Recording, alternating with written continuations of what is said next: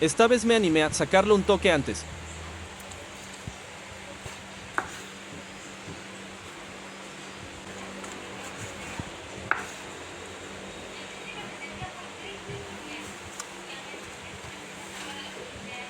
¿Te gusta ese punto?